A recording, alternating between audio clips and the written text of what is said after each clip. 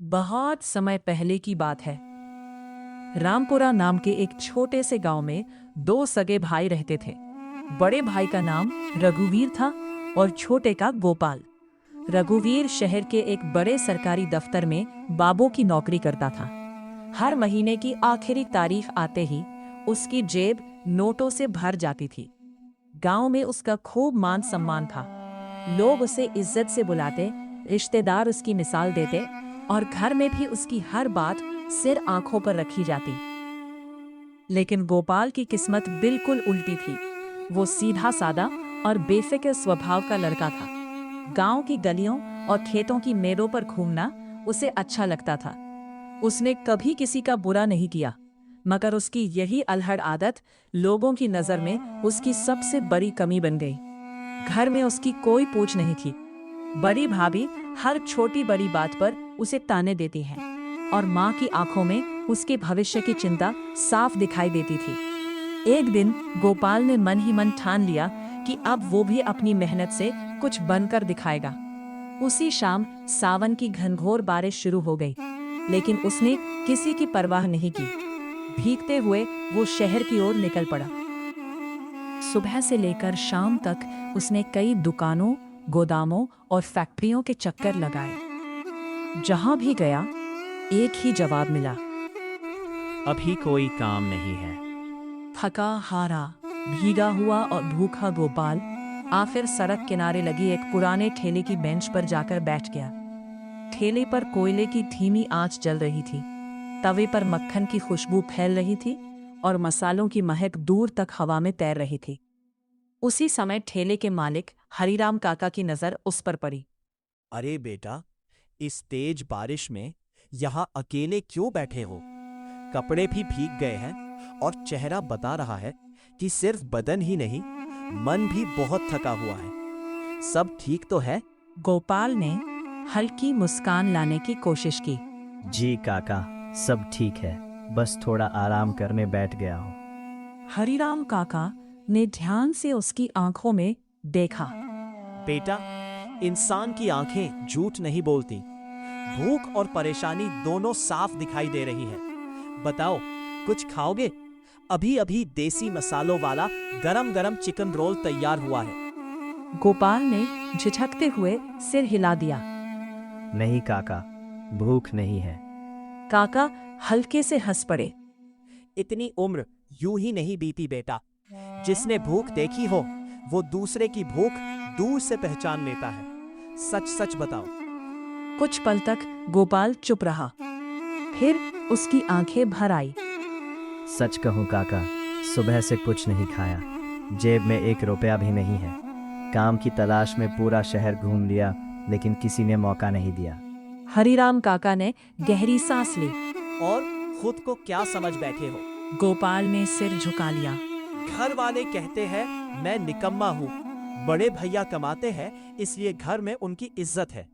मेरे हिस्से में सिर्फ ताने आते हैं। सोचा था शहर आकर कुछ कर दिखाऊंगा, लेकिन लगता है किस्मत भी मेरा साथ नहीं दे रही। काका ने उसके कंधे पर हाथ रखा।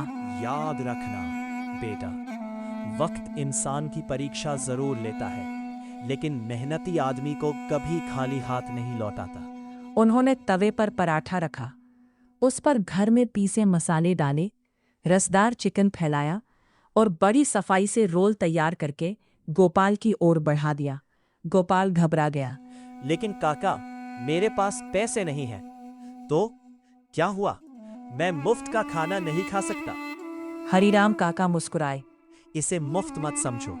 आज मेरी दुकान की पहली बोनी तुमसे होगी। पैसे जब कमा लेना तब दे देना, लेकिन आज तुम्हें भूखा नहीं जाने दूंगा।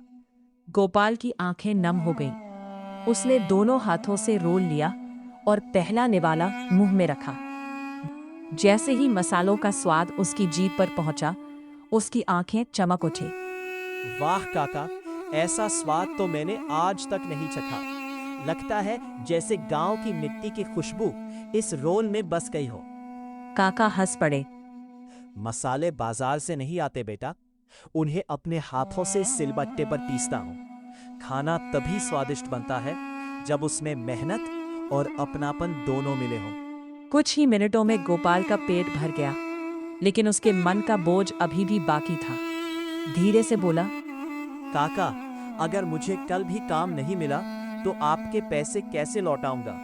मैं आपका भरोसा नहीं तोड़ना चाहता। हरिराम काका कुछ देर सोचते रहे, फिर बोले, अगर पैसे नहीं है तो मेहनत तो है ना? गोपाल ने तुरंत सिर उठाया। जी, मेहनत करने से कभी पीछे नहीं हटूंगा। बस फिर तय रहा, मेरी उम्र अब पहले जैसी नहीं रही। रोज सुबह से रात तक ठेला संभालना, मसाले पीसना, कोयले की आग जलाना और बर्तन साफ करना आसान नहीं रहा। अगर तुम्हारा मन साफ है तो कल से मेरे साथ काम करना शुरू कर दो। गोपाल हैरान रह गया। लेकिन काका, मुझे तो ये काम बिल्कुल नहीं आता। आज नहीं आता, कल आ जाएगा। हुनर सिखाया जाता है, लेकिन ईमानदारी और संस्कार नहीं। वो तुम्हारे अंदर पहले से है। गोपाल की आंखों से आंसू निकल पड़े। आपने तो मुझे डूबते हुए इंसान को किनारा दे दिया काका। हरिराम काका ने मुस्कुराकर कहा, अभी खुशी में बह मत जाना। पहले गांव जाकर माँ का आशीर्वाद लेकर आओ। माँ की दुआ साथ हो तो हर काम में बरकत आती है। गोपाल ने दोनों हाथ जोड़ दिए। मैं अभी गांव जाता हूँ। कल सूरज निकलने से पहले आपके पास पहुंच जाऊंगा। मैं इंतजार करूंगा बेटा। गोपाल वहां से चला गया। उसकी आंखों में पहली बार उम्मीद की चमक थी। उधर उसके जाते ही जैसे किस्मत ने हरिराम काका की दुकान का रुख बदल दिया। थोड़ी ही देर में 2 ग्राहक आ पहुंचे। काका, आज जल्दी 2 प्लेट चिकन रोल बना दो। सुना है आपका स्वाद पूरे शहर में मशहूर हो गया है। अभी लाया बाबूजी। इसके बाद एक एक करके ग्राहकों की लाइन लग गई। मेरे घर के लिए भी 2 अलग से बांध देना। आज तो खुशबू दूर सड़क तक आ रही थी, इसलिए चला आया। हरिराम काका लगातार रोल बनाते रहे। देखते ही देखते पूरा ठेला ग्राहकों से भर गया। एक पुराने ग्राहक ने हंसते हुए कहा, काका, आज मसाले में क्या नया जादू डाल दिया? स्वाद तो पहले जैसा ही है, लेकिन आज दुकान पर ऐसी भीड़ पहले का। हरिराम काका मुस्कुराए।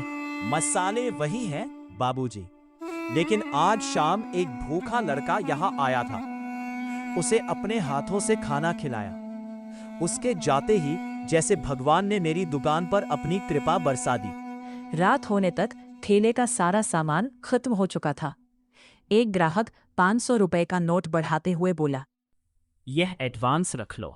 कल मेरे लिए पहले से 10 रोल तैयार रखना। हरिराम काका ने नोट हाथ में लिया और आसमान की ओर देखकर धीरे से बोले, हे भगवान, आज जितनी कमाई हुई है उतनी कई बार पूरे हफ्ते में भी नहीं होती।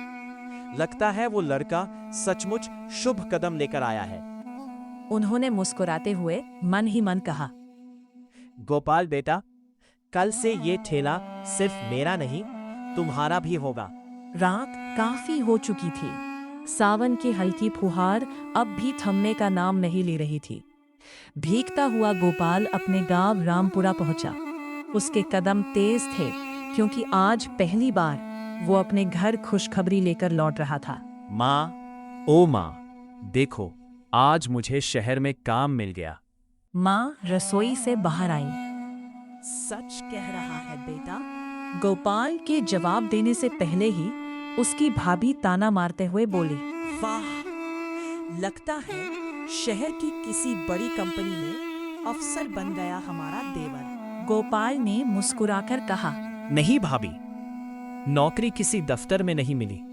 शहर में हरिराम काका है, उनका देहाती चिकन रोल का ठेला है। कल से मैं उन्हीं के साथ काम सीखूंगा। इतना सुनते ही बड़े भाई रघुवीर का चेहरा उतर गया। क्या कहा? सड़क किनारे ठेले पर काम करेगा? जी भैया, मेहनत का काम है। रघुवीर गुस्से से बोला, जरा मेरी भी इज्जत का ख्याल कर लिया होता।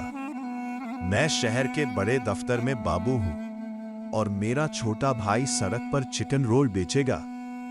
लोग क्या कहेंगे? भाभी ने भी बात बढ़ा दी। हमें तो पहले से पता था इससे कोई ढंग का काम नहीं होगा। गोपाल ने शांत स्वर में कहा, काम छोटा बड़ा नहीं होता भाभी। खाली बैठकर ताने सुनने से अच्छा है मेहनत करके अपनी रोटी कमाओ। रघुवीर ने हंसते हुए कहा। बड़ी बड़ी बातें मत बना। मेहनत की बातें पेट नहीं भरती, पैसा भरता है। तभी माँ भी बोली। देख गोपाल, हमें तेरी नौकरी से मतलब नहीं। अगर हर महीने घर खर्च में पैसे देगा तो ठीक, नहीं दो ऐसे काम का क्या फायदा। गोपाल ने हैरानी से माँ की तरफ देखा। माँ, अभी तो मैंने काम शुरू भी नहीं किया। पहले सीखूंगा फिर कमाऊंगा। भाभी बोली। सीधी बात सुन ले, इस घर में उसी की इज्जत है जो पैसे लाता है। रघुवीर ने भी कठोर आवाज में कहा। और अगर किसी दिन खाली हाथ लौट आया तो समझ लेना इस घर में तेरे लिए जगह नहीं है। ये शब्द गोपाल के दिल में तीर की तरह चुभ गए। उसने किसी से बहस नहीं की, चुपचाप अपने कमरे में गया। उस रात उसने बिना खाना खाए सिर्फ पानी पीकर रात काट दी। सुबह सूरज निकलने से पहले ही वो उठ गया, माँ के चरण छुए। आशीर्वाद दीजिए माँ। माँ ने बिना कुछ कहे सिर पर हाथ रख दिया। गोपाल वहां से सीधे शहर की ओर निकल पड़ा। उधर हरिराम काका सुबह से ही उसका इंतजार कर रहे थे। गोपाल को देखते ही उनके चेहरे पर मुस्कान आ गई। आ गए बेटा, मुझे पता था तुम जरूर आओगे। गोपाल ने हाथ जोड़कर प्रणाम किया। जी काका। काका ने गौर किया कि आज भी उसके चेहरे पर उदासी थी। सब ठीक तो है? गोपाल मुस्कुराने की कोशिश करते हुए बोला। जी, सब ठीक है। हरिराम काका समझ गए कि बात कुछ और है, मगर उन्होंने ज्यादा पूछना ठीक नहीं समझा। उन्होंने कहा। चलो पहले गरम गरम नाश्ता कर लो, खाली पेट काम नहीं होता। दोनों ने साथ बैठकर नाश्ता किया। खाना खत्म होने के बाद काका बोले। बेटा, आज मुझे एक जरूरी काम से बाहर जाना पड़ेगा। जमुना काकी की तबीयत ठीक नहीं है, उनके लिए दवा और घर का सामान लाना है। गोपाल घबरा गया। लेकिन काका, मैं तो अभी नया हूं, इसलिए तो भरोसा करके जा रहा हूं। अगर मुझसे कोई गलती हो गई तो गलती हर नया इंसान करता है, लेकिन तेरे इरादे साफ है, इसलिए मुझे डर नहीं। उन्होंने धीरे धीरे सारी बातें समझाई। देख देख, कोयले की आंच कभी तेज मत होने देना। रोल धीरे धीरे सेकना, ग्राहकों से प्यार से बात करना, और सबसे जरूरी बात, कभी गुस्सा मत करना। गोपाल ने सिर झुका दिया।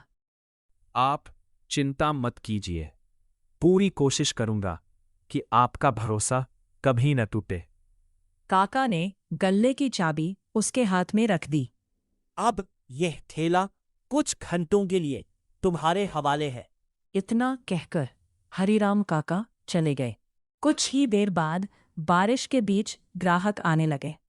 एक आदमी ने पूछा। अरे, आज हरिराम काका कहाँ है? गोपाल ने मुस्कुराकर कहा। प्रणाम बाबूजी। काका थोड़ी देर के लिए बाहर गए हैं, आज दुकान मैं संभाल रहा हूं। दूसरा ग्राहक बोला। कहीं स्वाद खराब मत कर देना। गोपाल ने विनम्रता से जवाब दिया। स्वाद वही रहेगा बाबूजी, मसाले काका के हैं, मैं तो बस उनके बताए तरीके से परोस रहा हूं। अगर कोई कमी रह जाए तो अपना छोटा भाई समझकर माफ कर दीजिएगा। उसकी विनम्रता देखकर दोनों ग्राहक मुस्कुरा दिए। चलो भाई, एक प्लेट बना दो। गोपाल ने पूरे मन से रोल तैयार किया। पार्ट 2 देखने के लिए सब्सक्राइब कीजिए।